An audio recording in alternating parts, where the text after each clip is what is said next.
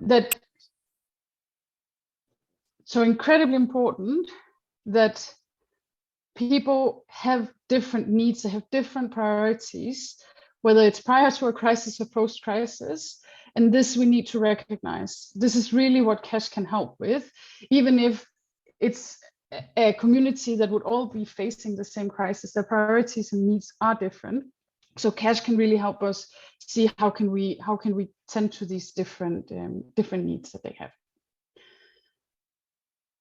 Again, just to highlight, cash is a tool.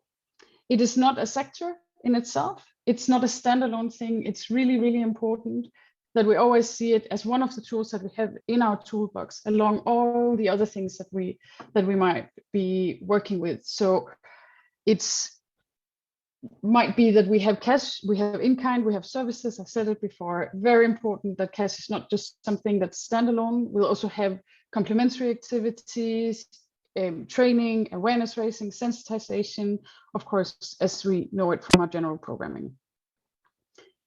It's a means to multiple ends, so it can be used by multiple sectors, also at the same time.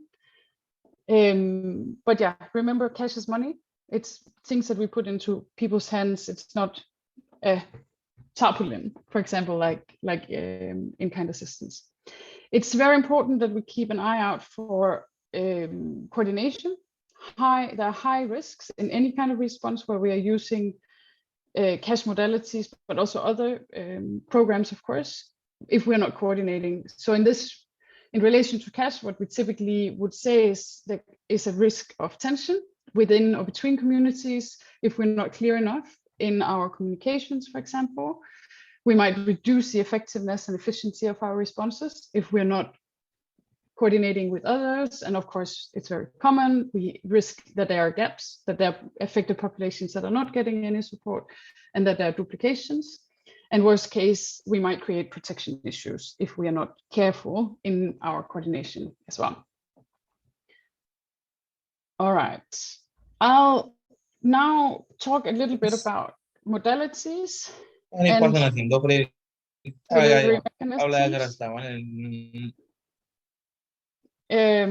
Just to highlight what we see as differences. So some of the design factors that we are looking at when we design a program. So first, we would set the objectives of our projects. So are we responding to basic needs? Is it a sector-specific response, or is it multi-purpose? That is part of determining what modality we will use. Are we looking at a cash transfer or a voucher modality? Are we looking at in-kind? I put that out here because that's of course not part of our definition of cash and voucher assistance. Between cash transfers and vouchers, we have some different delivery mechanisms. So for a voucher, that also splits into two modalities. One is the value voucher, meaning that we give people a voucher with a certain value. So here's $100 and you can go and spend it in these contracted shops, but within those shops, you can spend it on whatever you want. A commodity voucher means that it says specifically on the voucher what people can access. So for example, here's the voucher for 50 kgs of maize. If that is the case, I typically say I would not qualify that as cash and voucher assistance. So what we're really looking at is cash transfers, and it's a value voucher when we're moving on in this. The delivery mechanisms that we see under these, we have electronic cash. So as I said before, we have, for example, bank transfers, we have mobile money, some remittance agents also do it electronically. What we see the most in Africa, mobile money, definitely. Direct cash is can either be ourselves as an organization that go out and deliver cash in envelopes, but typically we still try to contract someone. So it might be areas that don't have any connection, don't have mobile money networks, or don't even have mobile money yet. So there we might look at doing direct cash instead. Again, banks can be contracted to deliver this. Some national societies have a security company contracted to deliver this.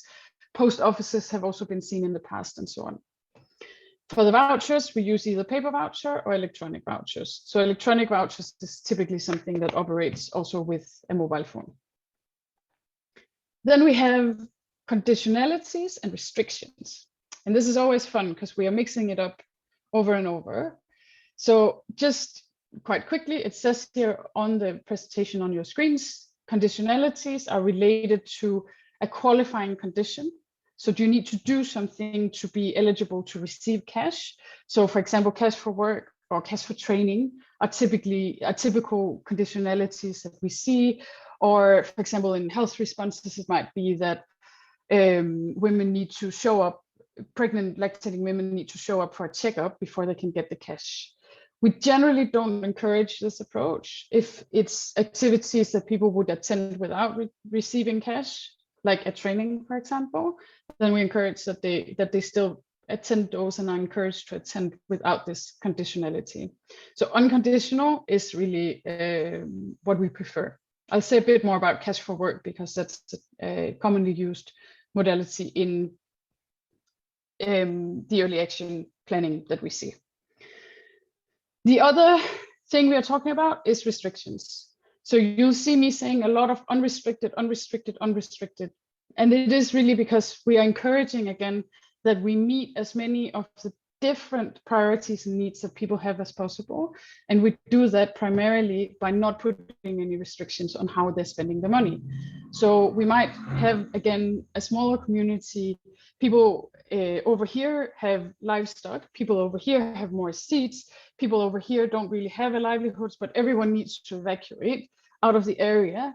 Then obviously it would be different ways that people would spend the money to protect their families, homes, livelihoods, livestock, and health. As I said before, they might be transporting different things or putting them into different storage or spending the cash all differently. So unrestricted is really what's encouraged also in anticipatory action. A voucher is by default restricted because we need to contract someone where people can go and spend that voucher. So again, can we do cash transfers that are unrestricted and unconditional? That's what we prefer as the Red Cross Red Crescent movement and what we are encouraging also in our advocacy engagement with others. Now you saw that there was another thing popping up on the objectives, and that's the early action. So I wanted to put it in here to show that that's part also, again, of our whole process of thinking. If our objective is early action, then we need to go through this whole process that I've just been through on this one. And then finally, at the end, I put some stars in saying multi-purpose cash grant. And that's really to say, as much as possible, we try to encourage that it's a multi-purpose cash grant, meaning that we're not just covering food needs, for example, we're also covering other basic needs, and they are very contextual. So typically national cash working groups have defined what we call a minimum expenditure basket, or an MEB, which is taking into account all the different basic needs that people have. So on top of a multi-purpose cash grant, there might be a sector-specific grant as well, which would be a top-up. So if a community has been through windstorms, let's say that, and a lot of people have lost their houses, but they've also lost food stocks and things inside their houses, we would suggest a multi-purpose cash grant to take them through the hard months that are coming, where they don't have food, and then topped up with a sector-specific cash grant to recover their shelters. Just some examples that I'm putting in here. Quickly on cash for work, just to make sure that we all have the same understanding of what we're talking about, because as I said, we've seen that in a lot of EAPs. So cash for work is conditional, that people have to carry out a certain piece of work before they get the cash grants, but it's unrestricted. So by the time they've carried out that work, they're supported with the cash. The money that they get, they can spend the way that they want.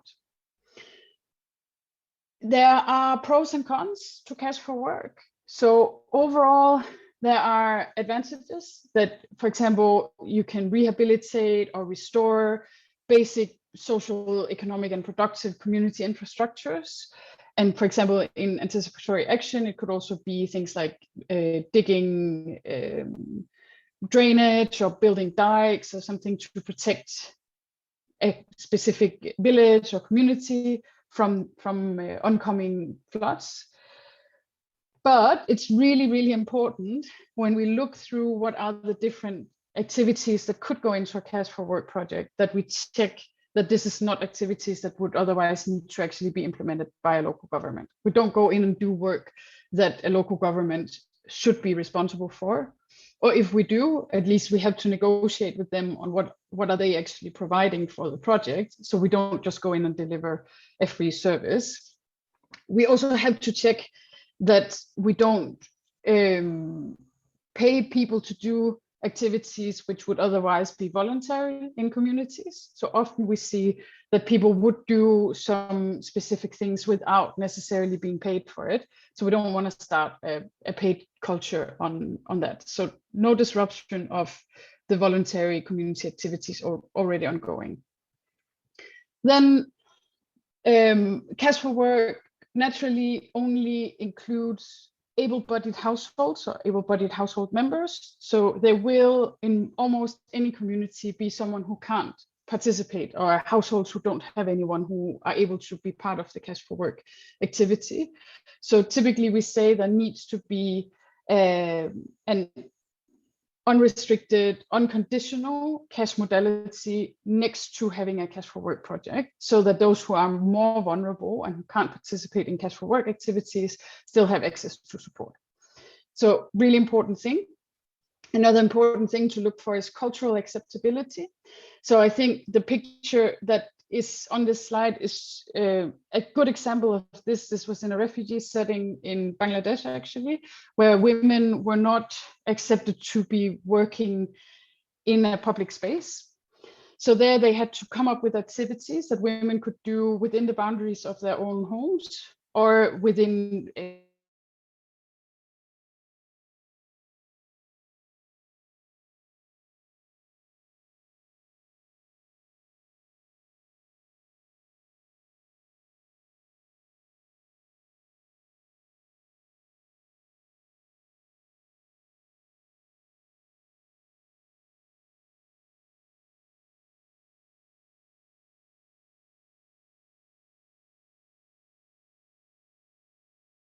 like a position paper that would outline what is the stance in a specific country in cash for work, what does the government think, and what would be the endorsed rate by that cash working group and the national government.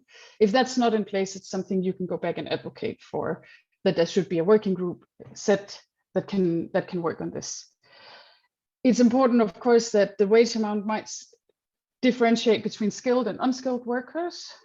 So someone who's skilled and maybe able to oversee the work might be getting a little bit more, but there's never a difference between the sexes. So men and women would get the same.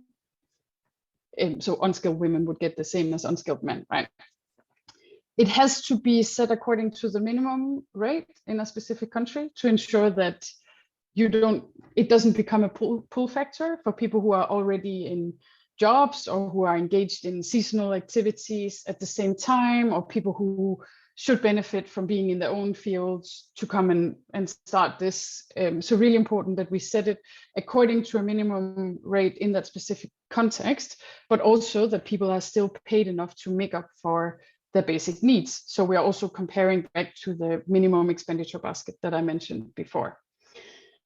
Ideally, we are looking at an objective, of course, of something that benefits the community, but it's also very good to start thinking about, if you do cash for work, how do we integrate, for example, skills building activities where people are actually coming back from participating in cash for work with something new? Is there any kind of training within it that they can also use in their own activities following that?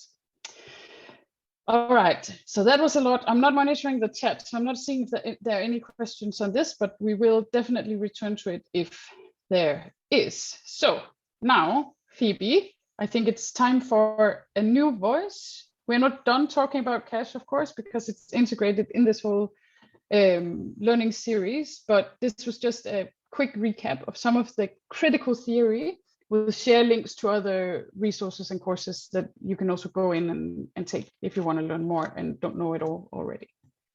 Over to you, Phoebe. Thank you so much, Maja, for that brilliant introduction to the cash part of this series.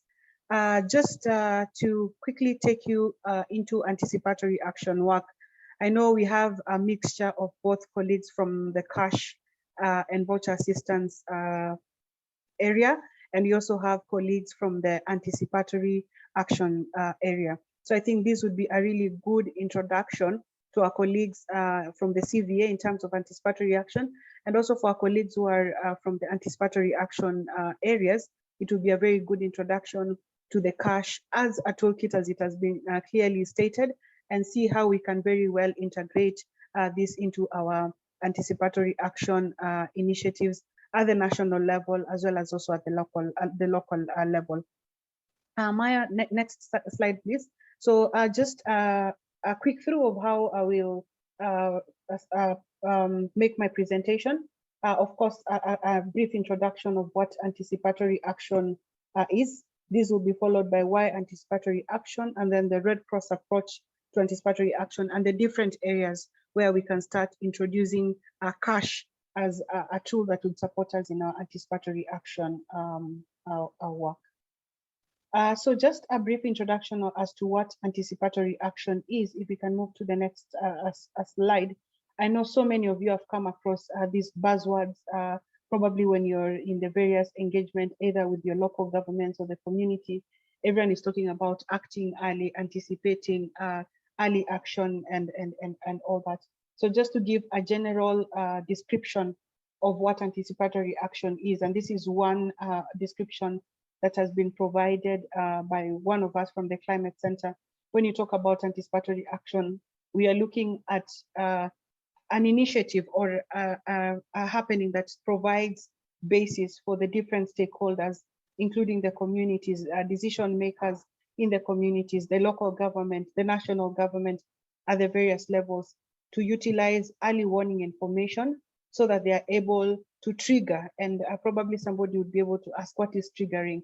So in layman's language, you can say that to trigger means to effect a decision that would lead to various other consecutive actions.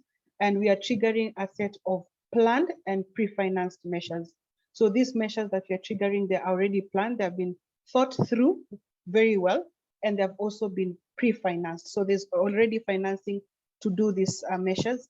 And this is usually taken when the disaster is imminent, prior to the shock happening, or before the acute impacts are felt by a community. And at this particular moment, we are taking the advantage of advances in weather and climate forecasting. For example, in the Eastern Africa region right now, we have the case of drought. So we've seen that initially it just started as one rainfall season failing. Currently, we are talking about 4 consecutive rainfall seasons. And there are some organizations, including the Red Cross, that have been able to trigger a set of planned and pre-financed measures prior or before the acute impacts of this drought were felt. So next slide, as we still continue to talk about anticipatory action, somebody might ask, why should we involve ourselves in anticipatory action? I will say 3 of them.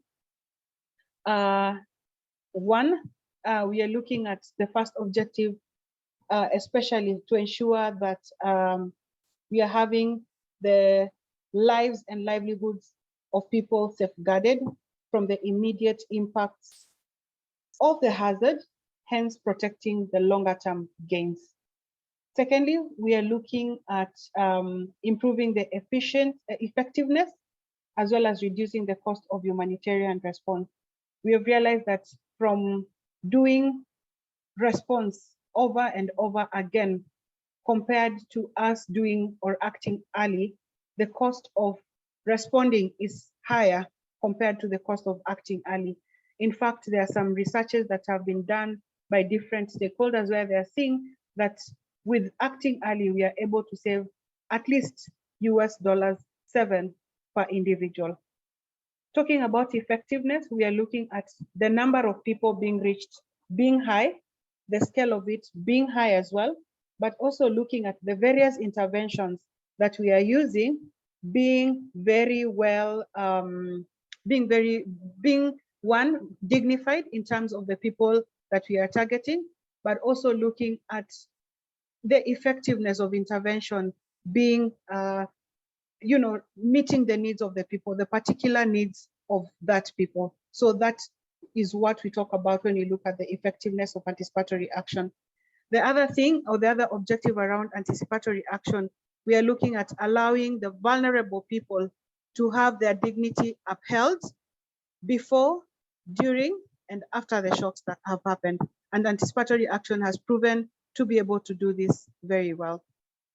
Next slide, please. So when we look at anticipatory action, and I liked a point that Maja mentioned.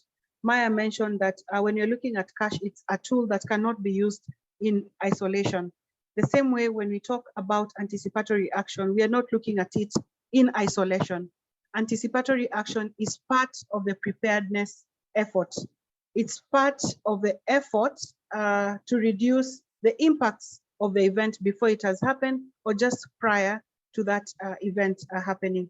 And therefore, we look at anticipatory action complementing the efforts of disaster risk reduction, but also developing a conducive environment for work around response to happen, as well as also in the near future, early recovery and also resilience building. So anticipatory action is not working in silo. It is part of the preparedness system or part of the DRM cycle that needs, or it's part of the DRM cycle, and therefore it should not be looked at as it is in silos.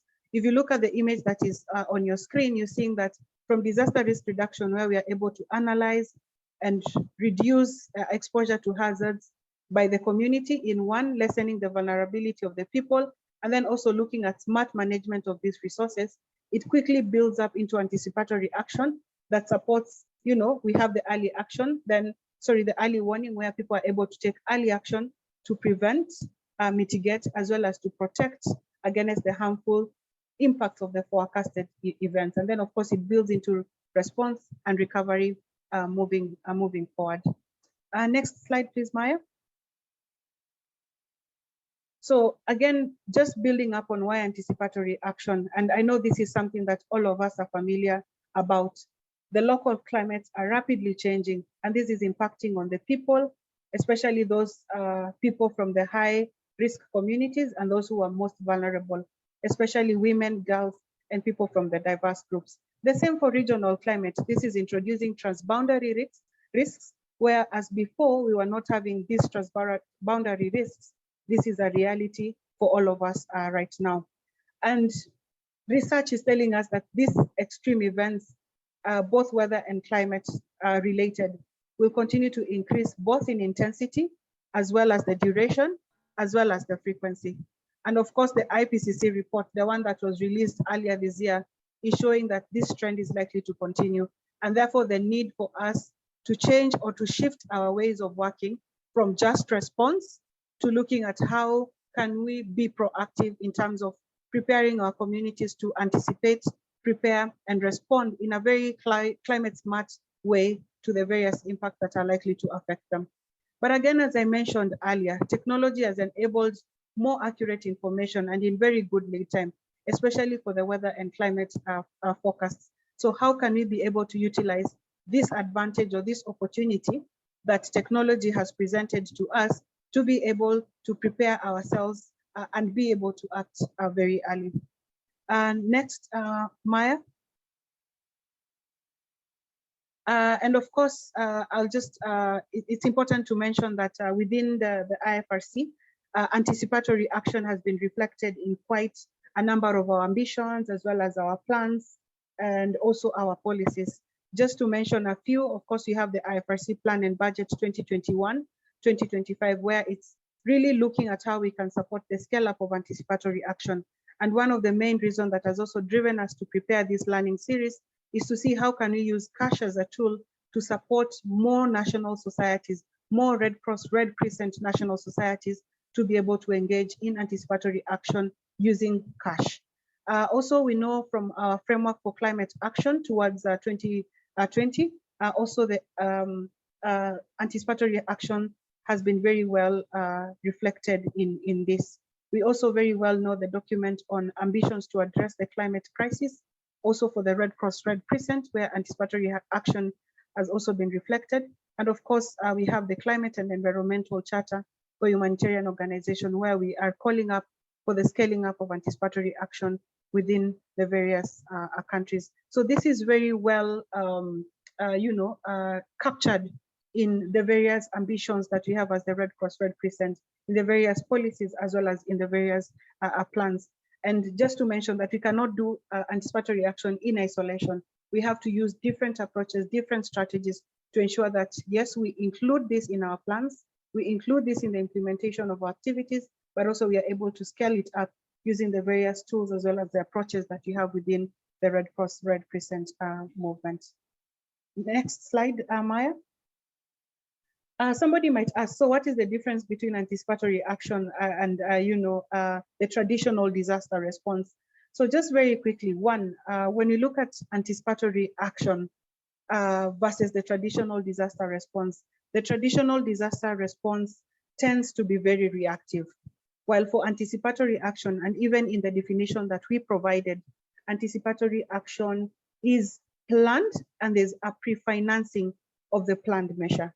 So anticipatory action is very proactive. We think through the different early actions that you want to take through prior to the event happening, and we already have pre-financing to enable these activities to be able to happen.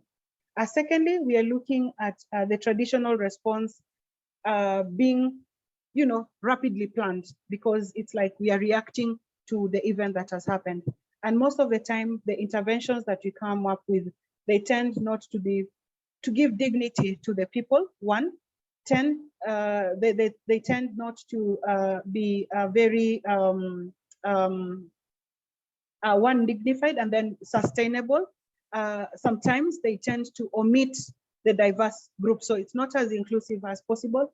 While when you look at anticipatory action, we are looking at the activities selected, one, being very consultative with the communities where we are targeting to do this activity. So it's very consultative, it's very need-based, and at the end of the day, it tends to be very dignifying to the people who will be targeted with this intervention. It also, the activities selected also, it results in people owning them, which means at the end of the day, we'll be having sustainability. At the end of the day, also, we look at these activities being very well planned, which means at the end of the day, we will not have any challenges around inclusion of the diverse groups. We will not have any challenges around, for example, them not being culturally appropriate. So they are very well, thought through. And at the end of the day, we see that there's ownership as well as sustainability of all this. So at the end of the day, there's a very big difference between the traditional disaster response as well as the anticipatory action. And also when we'll be looking at the different components, yes, please go ahead to the next slide. I'll focus mostly on the anticipatory action approach we use as the Red Cross, that is the focus-based financing. And then we also have the focus-based action by the DREF, which is the funding mechanism of this approach that the Red Cross Red Crescent has taken. So when we look at focus-based financing, somebody might ask, what is this? So just as a clear definition, we're looking at this being an approach that has enabled access to humanitarian funding for early action to take place.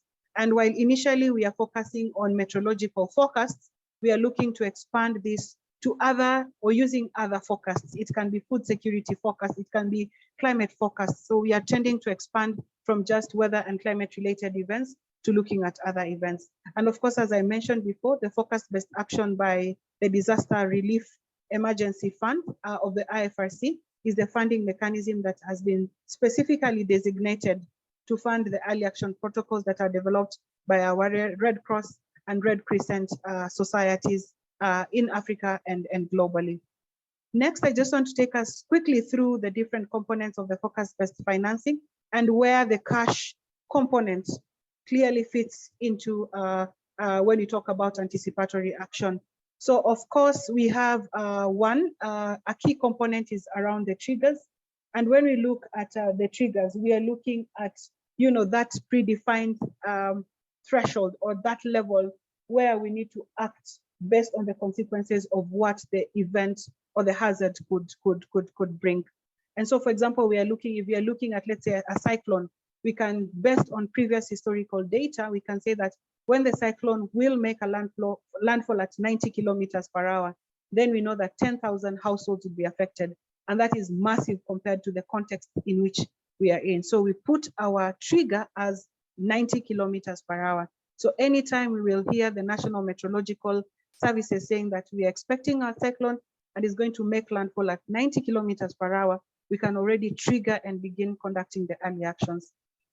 The second part, or the key component of focus-based financing, we have the selections of actions. And here is one of the areas where cash as a tool can really be well integrated. And when you look at early action, somebody might ask, what is that?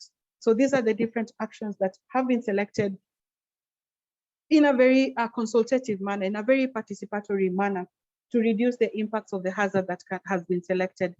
This can be floods, this can be drought, this can be conflict.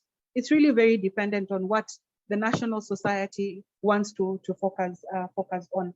And as we are selecting these actions, the various roles and responsibilities of the stakeholders who are present is also clearly captured when selecting these early actions. For example, if it's about the distribution of seed for further regeneration, then we can say that this will be done by the Somali Red Cross Red Crescent Society.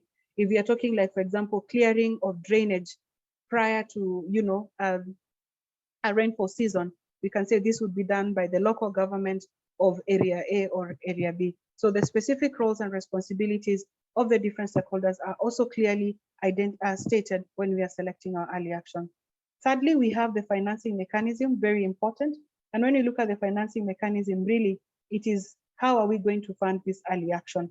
And what amount will be used to fund this early action? So in the case, for example, the Red Cross Red Crescent, we have the focus-based action by the Disaster Relief Emergency Fund that would fund or is the financing mechanism of this particular early action protocol. And of course, the early action protocol pretty much summarizes all this information from the triggers to the actions that have been selected, as well as how the financing will be done. Next slide, please. So we have the different stages, implementation of the focus-based financing implementation. This is not like a one-off process. It's quite iteratory. So at one point you'll be in step 1 or step 3, and you'll be forced to go back to step 1. And as information is generated, so are you allowed to update your information. But basically we have the risk assessments, and from the risk assessment is a very clear point where we can also see what risks are there for maybe using cash as a tool. What modality of cash can we use based on the various risks that have been assessed, based on the various, let's say capacity that has been assessed, based on the various vulnerabilities. Secondly, we have the identification of forecasts. Are we going to use the national forecast or the local forecast or the regional forecast or the global forecast? Based on the risks that have been identified and the forecasts that have also been identified, then we are able to identify the impact levels. That is the trigger that we're going to determine the trigger at this particular level. And once the triggers have been selected, then or identified, then we are able to select our early action based on those trigger levels. Who will do what, when will they do it? And then we summarize all this in our early action protocol. And once the early action protocol has been completed, then it's validated through the Red Cross Red Crescent Validation Committee that's composed of, national societies. Some of them are in Africa. We also have our partner national societies. We have different universities that have been included amongst other people. And then once it's approved, we'll keep monitoring the forecast to see when the trigger levels will be reached, and the early action protocol, the different early action protocols can be implemented. And of course, before the triggers are reached, we have to do some different readiness activities. And also in the different readiness activities, we can see where can cash be included as a component of this. So next slide, please. This is just an overview of where FBF is being done in Africa. That's focus-based financing. So we have Ethiopia, where they're focusing on floods and drought. We have Uganda, where they're also focusing on floods and drought. In Southern Africa, we have countries such as Namibia, Zambia, Zimbabwe, Lesotho, name them. So in total at the moment, including those national societies that are in the process of developing their early action protocols, including those ones that have been approved, we have about 15 to 21 national societies.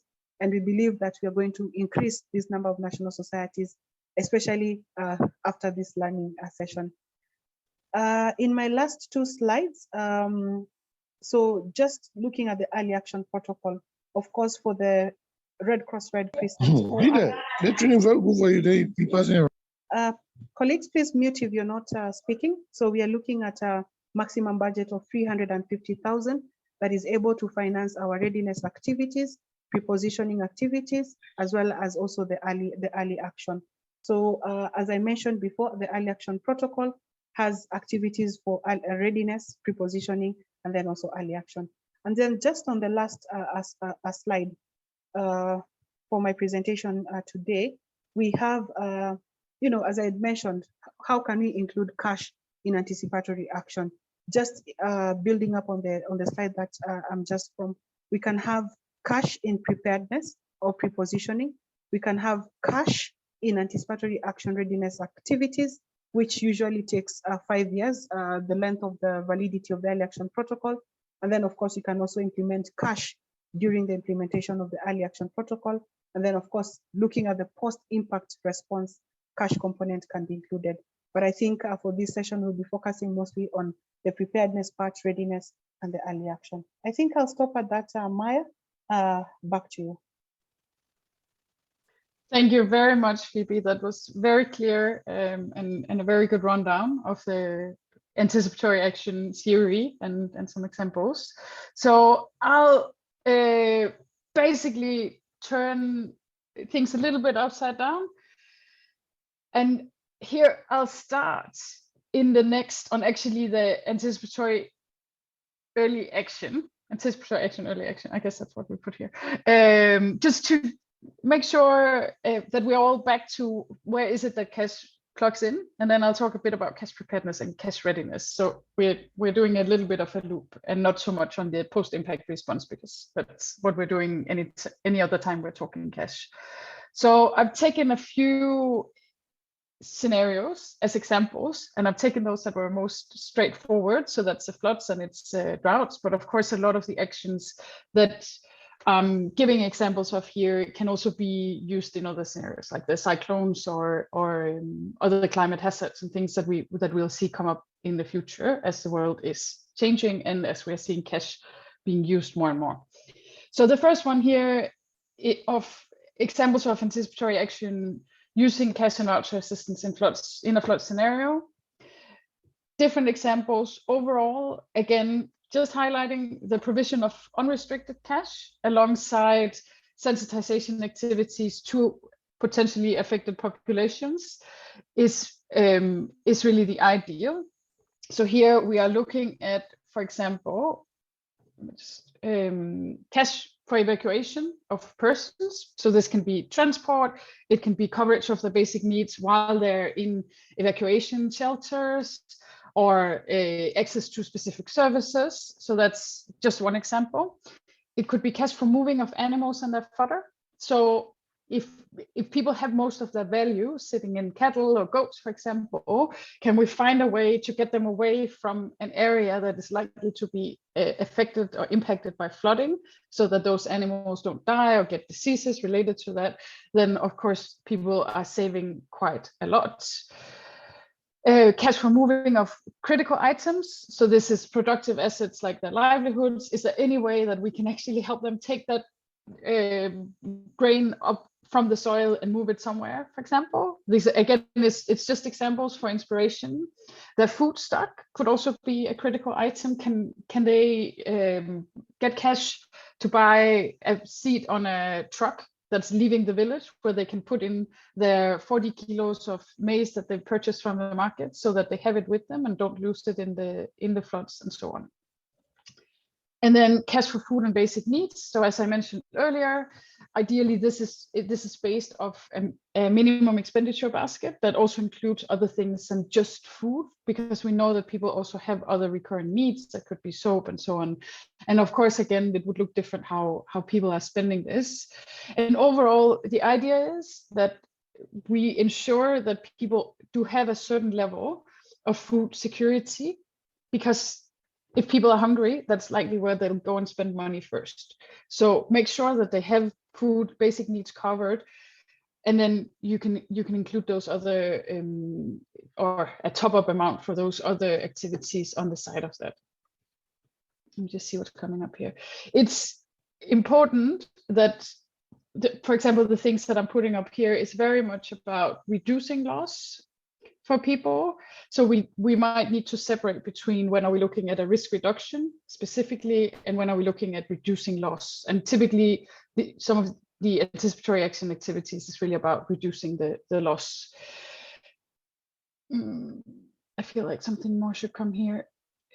Yes, so yeah, I just wanted to put in a small reminder that the best is, of course, if we are seeing that the cash support is also including funds for people to move back, because otherwise they might get stuck in wherever they're evacuated to, or they might not be able then to transfer their cash or their food or their animals back to where they live once the flood waters have receded from that area. I think I didn't note this earlier, but there's one important thing that we're looking at in cash, and that's the digital transfer of cash to people. So again, I talked about mobile money.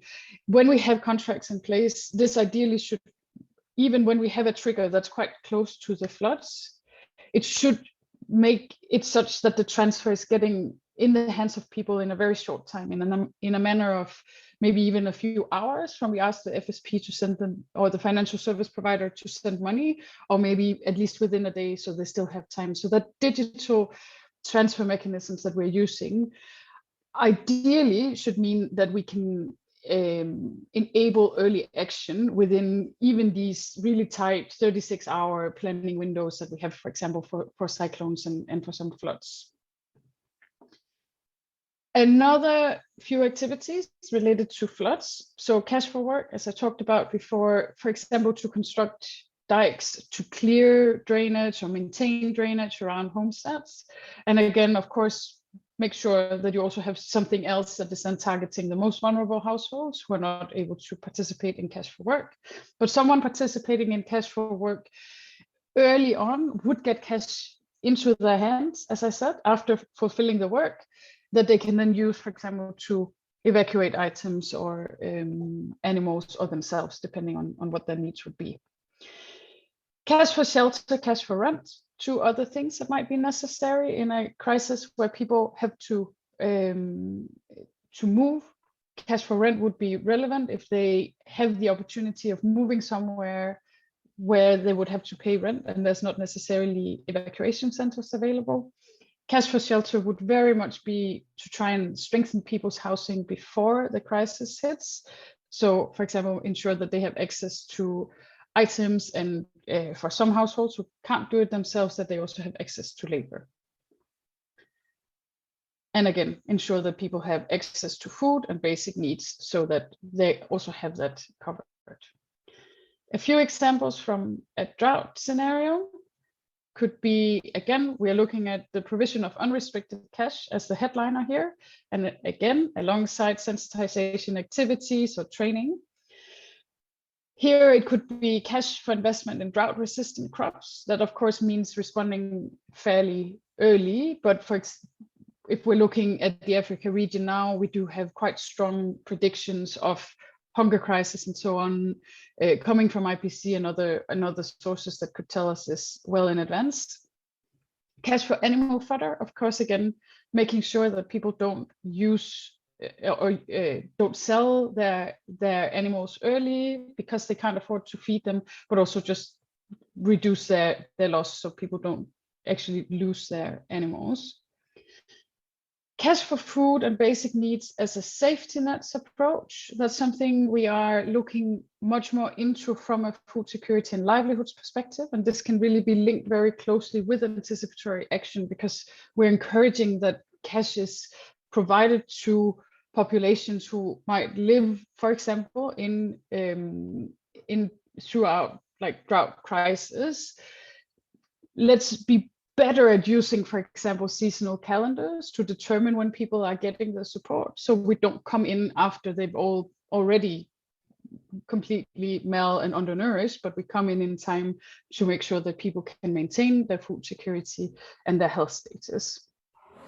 This can be done through multiple installments, and that's really what we're encouraging. It's not necessarily that we do 6 monthly installments from July to December, but we might have 3 that are sitting in one lean period or right before that lean period, and then we have it followed up by another 2 when we know that people are getting to a critical period again, or ensuring that they don't harvest immature crops or these kind of things. So seeing how can we link that into everything we know about anticipatory action and forecasting, and looking at our seasonal calendars is a very, very strong approach to help people maintain their resilience as well.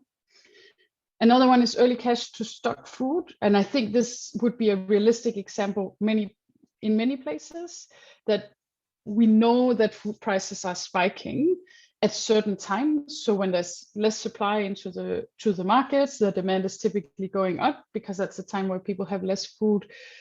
If we give people at that time, they can access, if we give people cash at that time, they can access less food for the money we give them, instead of if we give them the cash a bit earlier before the actual price hike. And then maybe we give them a higher installment to cover multiple months, but of course ensuring that they have safe storage to also keep the food for multiple months, so that they don't lose it to pests or bugs or a flood coming.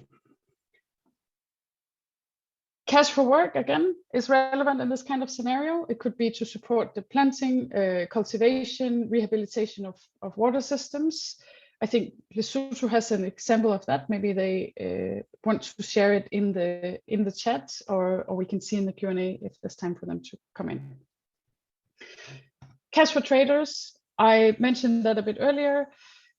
Important thing that we can also support traders when we do cash programming to ensure that there's market supply. So again, can we get traders to supply the markets at the most critical times, or can we get traders to supply markets in new areas so that people can access, for example, food commodities or seeds early? Then that's also part of the actions that will help save lives and livelihoods. Good. So it's just a few examples again to plug in. And again, remember, it can be various other scenarios. It can be landslides, epidemics, disease outbreaks, displacement, anticipated food insecurity, cyclones, and so on. It's only the imagination, I think, that will set boundaries for this in the future. I'll say very quickly a few words about cash preparedness, because of course it's quite critical that national societies are at some level of cash preparedness to be able to plug in cash in anticipatory action. We don't have time to start preparedness activities and build up the capacity once we are at the trigger point. But cash preparedness, on the other hand, links really, really well with the ongoing readiness activities that we see on the early action plans, for example. So we generally say that a national society is cash prepared when it's able and likely to deliver appropriate assistance in the form of cash and voucher assistance safely, accountably, timely, and at any time and any scale. And the cash level 2, the cash readiness level 2 that I've put in here, basically means that the national societies are able to do this with limited external support, but also that there's a continuous improvement of systems and processes and resources to implement cash and voucher systems. So very briefly, I'm not going to dive more into this, the definition of the different levels.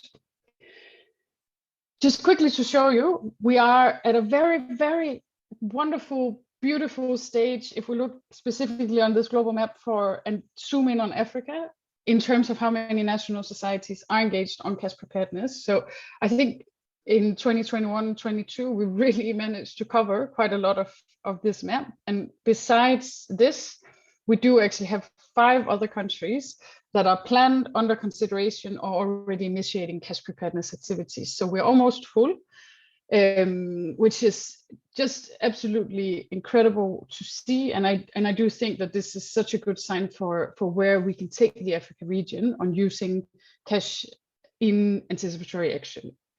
So keep it up out there. Very good. These were just a highlight of some of the cash preparedness activities that we see in the ongoing processes. So of course, it's much broader, and there's a whole assessment that national societies use to determine the cash preparedness level. I've highlighted 4 in blue because that's the only ones I'm gonna just say a bit about. And then the rest will be on the slide. So when we share it, you can see it. And there's links also to the resources that outline the cash readiness activities. So the first I wanted to highlight is, of course, that national society leadership buy-in is there, and that cash and voucher assistance is built into the strategy. And this would be, in this case, for both cash and voucher assistance and for anticipatory action, to be able to go in and link this. So you might need to go back and do a little bit more lobbying with your national society leadership on these items in your national society strategies. The other one that I want to mention, and I think you are all more or less aware by now that this is a high priority, and that's the financial service provider procurement and contracting. So both mapping of financial service provider and then an IFRC compliant procurement process, basically just meaning that you would be able to use that financial service provider that you're contracting across all your different projects, including in your early action projects. So this is something that we see as one of the more critical parts of cash preparedness, not standalone though. These other things also need to be built up. Having cash included in national society contingency plans is another very good precondition for cash and anticipatory action, of course. And we're going to talk more about this in the session 3 that we have on the 21st of June. I just want to bring it up and highlight it here as well. And then the other thing that we see in cash preparedness, which is also interesting for what might happen under anticipatory action, is really building national society capacities to utilize cash modalities across different sectors. So both that multi-purpose, but also more detailed within specific sectors, and also building up more on the cash plus or complementary activities to increase the impact of cash and voucher assistance. And I believe that is equally important when we're looking at anticipatory action as it is in the post-crisis response, that we know what kind of complementary or cash plus activities can be integrated to ensure impact. Then moving from cash preparedness to some of the activities that I see specifically important for the readiness that would be built into, for example, an early action protocol, so something happening across the 5 years and that needs to be updated annually within that. Again, there's a lot of overlap to the cash preparedness. So it's not like this would be a standalone thing, but I just wanted to highlight some of these and the relevant assessments that you need to undertake to ensure that cash is successfully integrated in your anticipatory action activities as well. So on national society cash capacity, it's important that you start thinking about, first of all, okay, do we have it in the most critical areas that might be hit by the different disasters that are in our early action protocols? If it's a countrywide early action protocol, of course, you need to consider how do we ensure that those cash capacities are there and that they can be accessed anywhere, anytime, to really see that cash can be used across your different branches, for example. If it's not in all branches, then maybe that needs to be specified so that we know already from the onset that there might be areas where cash is not actually appropriate. Feasibility analysis is always important, that we need to have a clear understanding of community preferences and their access to cash. And we have the response analysis done in advance, as Phoebe was talking about before. We continuously have training with staff and volunteers. And here I've said it also includes financial service providers. So that might be a new actor that's added into your training and simulation exercises. And of course, local authorities are part of that. Coordination, really important. I mentioned it earlier, so that's nothing new, but I've also added in social protection here. So shock responsive social protection and an analysis of how can we link to national systems on this is quite critical and something that can really help us scale cash and voucher assistance in anticipatory action. And we need to get those actors on board as well in our anticipatory activities as well. So more on that in the session next week.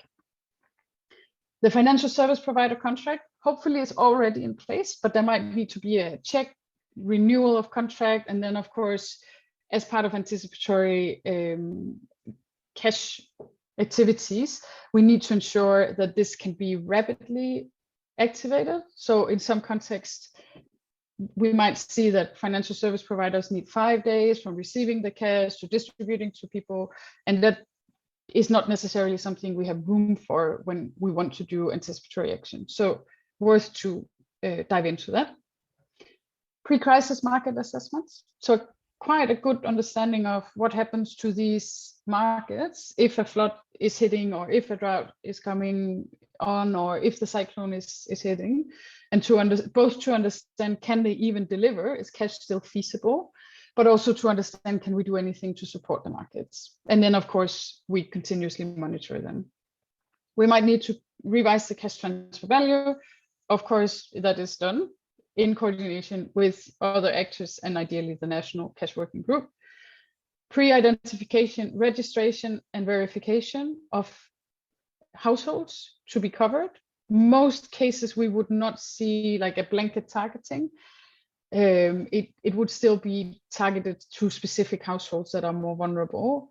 So again, I believe next week, Kenya Red Cross is going to give us some examples of how they work with this. Then not to forget, I really want to highlight the importance of having our complaints and feedback mechanisms in place. So ideally, this is something we have throughout. If not, it's a critical stage to get this activated, of course, before we act. And then we still ensure that CA and PGI is mainstreamed into our responses. So community engagement and accountability, protection, gender, and inclusion. I think we all are familiar with those abbreviations. And we do have very good resources to support on that as well by now. All right, that's actually the end. So Anita, are you with me? Because I think you're up for a small quiz. I'm with you. I'm with you. Hi, everybody. Thank you so much, Maja and Phoebe. Oh my God, that was like an amazing amount of information and super fascinating. Like, I've been working in anticipation for a couple of years and I learned something. So thank you so much, guys. So who has been listening today? Ooh, we have a little quiz for you. It's quiz time. So basically, we have a little Mentimeter, and we're going to give you some examples that would fall under one of these 4 different categories. And I know some of you, we've got some experts in the chat. I've seen some national societies and some different colleagues that will be able to answer these for sure. So we should have at least, I would say, a quarter of the participants getting some of these questions right. So basically, we have 4 different options for you to choose from in the Mentimeter. So all you have to do is you look at the scenario that comes up and you have to just say, is it disaster preparedness or disaster risk reduction? Would it fall under the category of like a traditional disaster response? That means, you know, rolling out a assistance after an impact is hit. Would it be categorized as an early action? That's what we've been focused on today. That means delivering assistance before a forecasted hazard hits. Or would it be considered a cash preparedness activity? So let's see. And your responses, actually, please, everybody do respond, because like your responses will really help us plan for the next couple of sessions and to see, you know, which elements perhaps maybe we need to focus on more. So if you're all ready, if you just go to menti.com, there's the website at the bottom there. And just put in the code, just paste in the code that you see at the bottom. Everything else will be clear. You just then need to answer the question. So there's the, yeah. So let's go, everybody. I'm going to answer it as well, just to make sure it's working. Sorry, I'm sorry. I can see that. Yeah, so there's another code on the screen now, I think. You're seeing the Menti screen. So the code has changed. I'm sorry, I hadn't noticed that it was updated. So it's now 82115278. It should be what's showing on your screen. I can at least see people are coming in.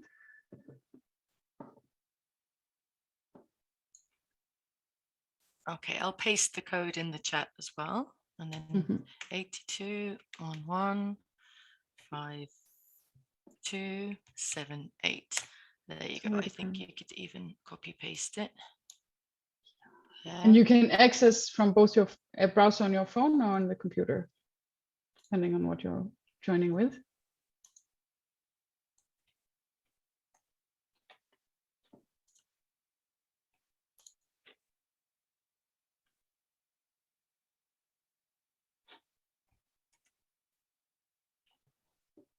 You just tell me when you want to go, Anita. Okay, let's give everybody one more minute, maybe, to get in. Can you see how many people are in, Maja? 23, it says. 23. Let's see. Hi, Maja. I'm sorry. I don't know how to get in. I have the code, but I don't know how to use it. Sorry. So you go to menti.com. So go to like an internet browser, or Chrome, or which one you're using. And then you just put menti.com, and it will ask you to put in a code. And then you put the code that is here on the screen. Okay. And you'll come in as some kind of weird symbol here. Okay, thank you. Phoebe's just pasted it in the chat as well, so you could just copy paste the website into your browser. You can see the screen, right? Yeah. The Menti screen. Yeah. Yeah.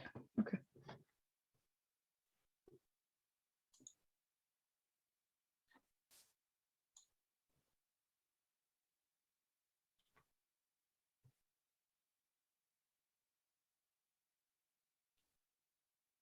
Okay, how many people do we have now, Maja?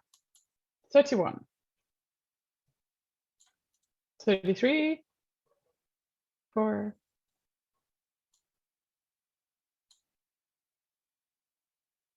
We have 34 eager people, all listening, all with us. Come on, let's try and get at least half of you.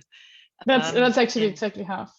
That's so, exactly half? Yeah. I don't know what the rest are doing. But trying to figure out how to get into Mentimeter, or maybe having lunch. What do you think? Shall we start?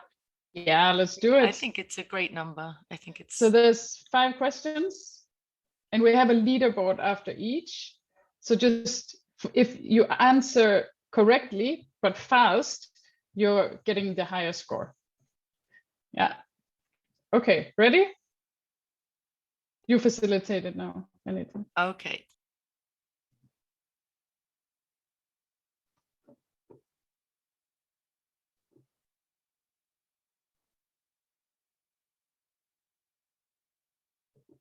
You're muted, Anita.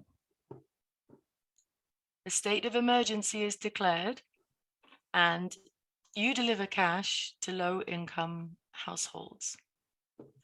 So I think in most of your countries, the state of emergency is usually declared when the hazard has hit the country. So which one of the 4 options would you select?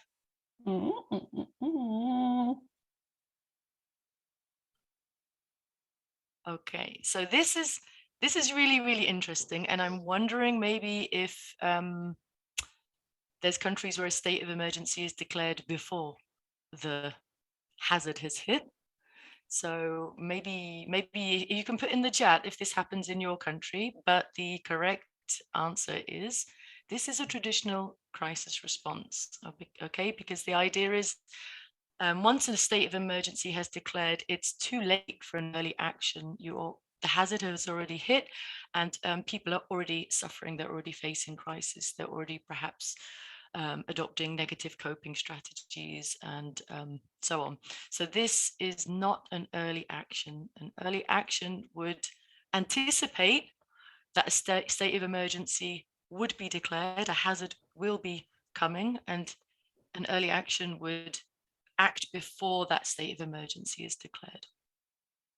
Okay. Yeah. Next, please. Who was the Tiso? Very good. Helena, Irene. Okay. Good. Awesome. We're eating a bit into the Q&A, so I'll push us along. Yeah. Let's go forward. Let's go. Well done, Helena. Okay. Next question. I've given them less time as we go. Okay, you're going to evacuate livestock 2 days before a forecasted flood. Is that an early action? Is it disaster preparedness? Is it cash preparedness? Is it traditional crisis response?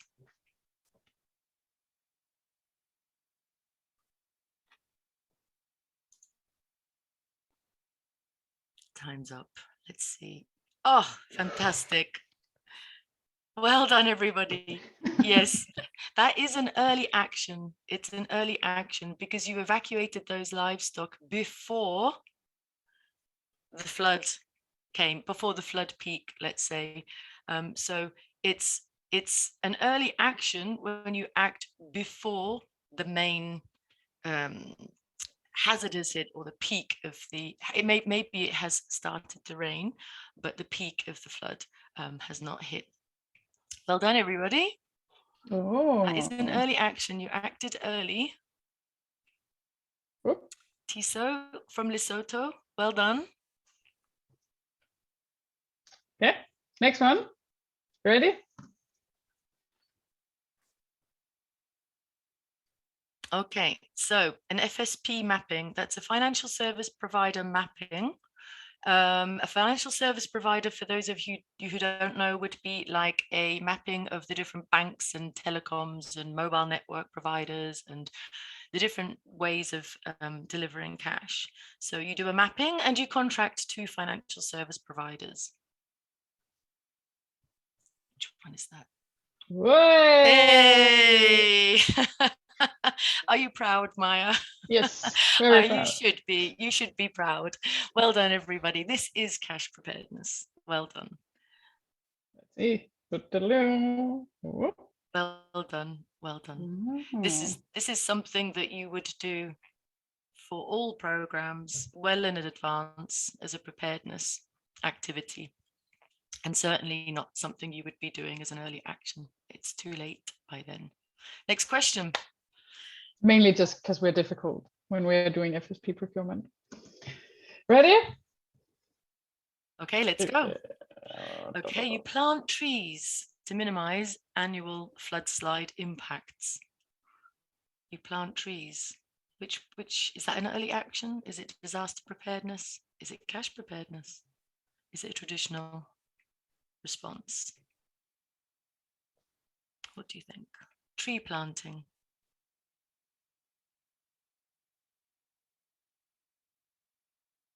Well done, everybody. Again, great. We've got some smart people in this group. Yeah. I would definitely say that's disaster preparedness, disaster risk reduction. It's not something that you can do as an early action. And an early action, just to explain again, because I can understand why you would, some people would put that as an early action, because that's something you would do before a forecasted event. But actually, an early action is based on a certain threshold being passed, like a forecast is reached that predicts a severe hazard, a severe event. And once the threshold is reached, the forecast has reached a point where you're really certain that event is going to happen, then you roll out early actions. Okay, but actually disaster preparedness tree planting has to happen well before the forecast threshold is reached. So well done, everybody. I think we're on the last one. Oh, this was close. This was close. Sigrid, and we have Sigrid the lead. Well done, Sigrid. Okay. All right. Last question. Yeah. This is fun. I'll do this another time. Cash for work to move market traders to a safe location before the forecasted flood peak. So is that an early action? Is it disaster preparedness? Is it cash preparedness? Traditional response?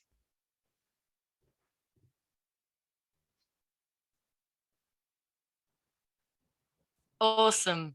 Well done, everybody. Awesome. Our job is done. The clue in there is the forecasted flood peak. Like, you know, the event is forecasted, it's on the horizon, it's very likely going to happen. So then you implement an early action. Disaster preparedness, it doesn't necessarily require a forecasted event with a high likelihood of happening. It's you're in an area that generally suffers from that hazard, so you would do disaster preparedness or disaster risk reduction activities, but the early action is really dependent on a forecast saying that something is very, very likely to happen before you implement it. So well done, everybody. That was really fun. Thanks a lot. Let's see Maja. who did it the best. Yeah. Because that's important. Competition. Oh, the hustler. Yeah. Who's the hustler? What a great name. Sigrid. I think we should give her. Can we give stickers out in Zoom? To get a virtual sticker. We'll send you a virtual sticker, Sigrid. Well done. Well done, well everybody. Done, everyone. Yes. Okay. Thanks so much. This was just to get you thinking a bit and catching up on what we've been through. I know we are approaching time, and we do realize, as we are some of them, that everyone always have many meetings. We would really, really love to see you next week as well. So we will, for now, probably park the Q&A. But if you have any critical questions that you want to ask at this point, or any critical feedback, we still have 5 minutes where you can put these in the chat, and we'll try to respond to them before our next meeting. So we'll just compile some answers and send them out on the invite for next week. We'll also be sharing a bit of homework for you, and it's not something that takes a long time at all. We just really want to get the feedback from you. We want to get you thinking. We want to also try and see how can we really modify what we are doing also to what you are requesting out there. So for next time, that's next Tuesday, the same time as today, on the same Zoom link, we would like you to think back to the last emergency response you were engaged in. This can be big or small. If you could go back, would anticipatory action using a cash modality have been relevant, and how would you have done it? And next week, we'll ask you to submit your responses to this. So look at it from your national society country perspective. How could an early action using cash look in your context? We'd also like you to just check these 2 links that we put in. So the first one is a very quick introduction on the Cash Hub, on cash and anticipatory action. It will take you 5 minutes maximum to go through it. So now we are on 10 minutes of homework, and then you can spend a bit of time familiarizing yourselves with the Anticipation Hub, where you'll find references to a lot of what we are talking through here. The next session, as I said at the beginning, and it's here on the bottom, is focusing on cash in early action protocols. So we'll really get Phoebe on the spot here, and we'll have examples from Kenya Red Cross and from Bangladesh Red Crescent. So Bangladesh coming in, I know, from another region, but they have very good experience in both anticipatory action and in cash. So we'd love to hear, at least from some of our colleagues that are supporting them on this. I do believe that's overall it. When we send you this, I've lost a link slide. There is a slide full of links. I don't really know where it went in the presentation right now, because it might have been moved, but that will come out as well. So there will be more links for you to go in and have a look at. Daniel, Phoebe, is there anything critical in the chat that you want to take now, or is there anything you would like to say here at the end before we wrap up? Yeah, Maja, just to introduce a male voice to the presentation. Yes. We were expecting a couple of questions from participants. I know quite an experienced team, but yes, time is not allowing us to respond to all the comments or the questions that have been raised. But as you said, this will be then presented later on. Ideally, we had very interesting questions being asked in regards to both the FPF and also CVA. And I probably think because we only have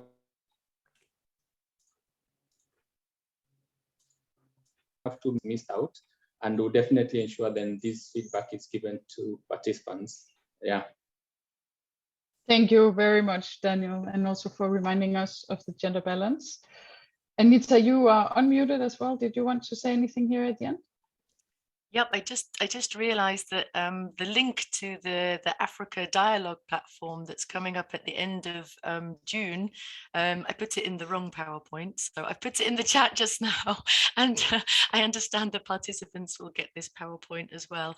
So really encourage, if you want to see more of the lovely Phoebe, and I'm sure who wouldn't want to see more of Phoebe, there'll be dancing, there'll be interesting conversations, amazing people, incredibly inspiring presentations from many, many African actors within the movement and many outside of the movement.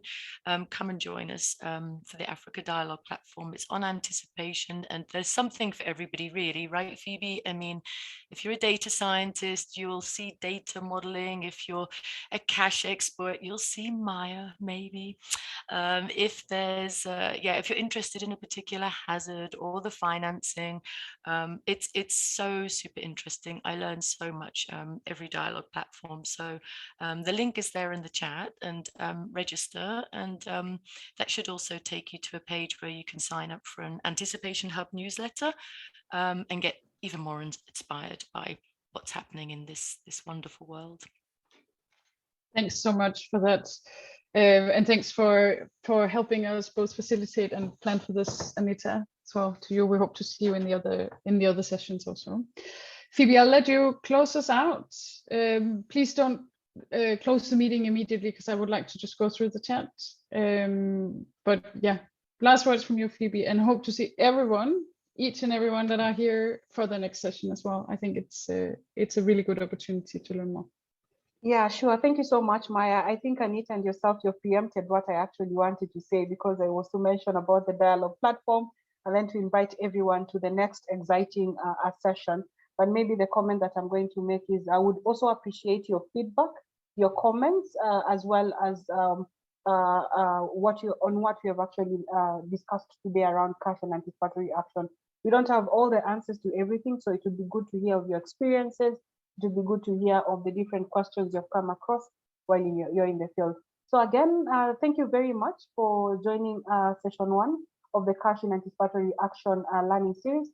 As Maja has mentioned, we welcome you to the next session that will happen on 14th June from 3 to 4:45 p.m. Nairobi time using the same link. So see you again and have a lovely evening. Thank you. Bye-bye. Maja, can I play some music if you don't mind? All right. Yes, a danceable one. Okay, all right. Let me try and get Sauti, so probably that would be a nice danceable one. Oliver. easiest for me. All right. Right. Thank you so much, colleagues.